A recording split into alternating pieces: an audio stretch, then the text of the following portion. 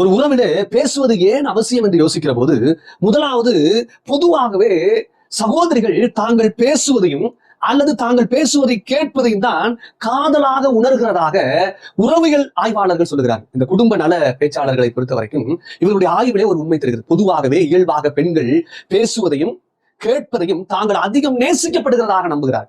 ஆனா பெரும்பாலான ஆண்களுக்கு துணைவியோடு பேசுவது அவ்வளவு சுவாரஸ்யமாக இருப்பதில்லை. நண்பர்களோடு பேசுவார்கள், வேலை அலுவலகம் சார்ந்து பேசுவார்கள். ஆனால் துணைவியோடு பேசுவது அவளுக்கு சுவாரஸ்யமாக இருப்பதில்லை.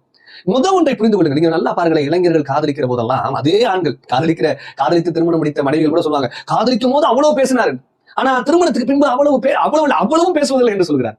ஒன்றை தெரிந்து கொள்ளுங்கள், உங்களுடைய மனைவியை நீங்கள் நேசிக்கிறீர்கள் என்றால் உங்கள் மனைவியிடத்தில் நீங்கள் பேச வேண்டியது அவசியம். இரண்டாவது, உங்கள் மனைவி பேசுவதை கேட்க வேண்டும். இப்ப உங்களுக்கு என்ன விஷயம் பிரச்சனை வரும் ஆண்களுக்கு? விஷயமே இல்லையே. ஒன்றை புரிந்து கொள்ளுங்கள், விஷயத்தோடு பேசுவதற்கு நாம் செய்தி தொடர்பாளர்கள் அல்ல. அப்ப விஷயம் இல்லாமல் தான் பேச வேண்டும். நான் பொதுவாக இந்த தம்பதிகள் கூடுகளில் பேசுகிற போது வெங்காய கதைகளைப் போலத்தான் நாம் பேச வேண்டும். அப்போதுதான் உறவு வளரும். வெங்காயத்தை உரிக்க எதுவும் இல்லையோ அதை போல கடந்த கால நினைவுகளையோ அல்லது நகைச்சுவையாக பார்த்த வீடியோக்களையோ அல்லது அவர்களுடைய மனதில் தோன்றுகிற எண்ணங்களையோ தான் நான் பேச வேண்டும். டெய்லி நான் ஒரு 10 உபயோகம் உள்ள காரியங்களை தான் என் கணவன் மனைவியாக பேசுவேன் என்றால் அப்படி ஒரு உறவே கிடையாது. நண்பரிடத்துல நாம் டெய்லி லிஸ்ட் போட்டா பேசுறோம். ஏன் மனைவியிடத்தில் மட்டும் லிஸ்ட் எதிர்பார்க்கிறோம்? இன்னைக்கு ஒரு பிரச்சனை இல்லையே, என்னத்தை பேச போறோம்? இன்னைக்கு ஒரு இன்ஃபர்மேஷன் இல்லையே, என்னத்தை பேச போறோம்? இது ஆண்களுடைய பெரிய குறைபாடு. அநேக சகோதரிகள் புலம்புவது என்ன? என்னுடைய கணவர் என்னிடத்தில் பேசுவது கிடையாது. இது உண்மை. சகோதரர்களே, நாம் இந்த விஷயத்தை திருத்திக் கொள்ளாவிட்டால் ஒரு காலம் நம்முடைய உறவுகள் உயிரோட்டமாக மாறப்போவதில்லை. அப்ப முதலாவது பேசுகிறபடினால் அந்த காதல் உயிர் உள்ளதாக நம்புகிறார்கள்.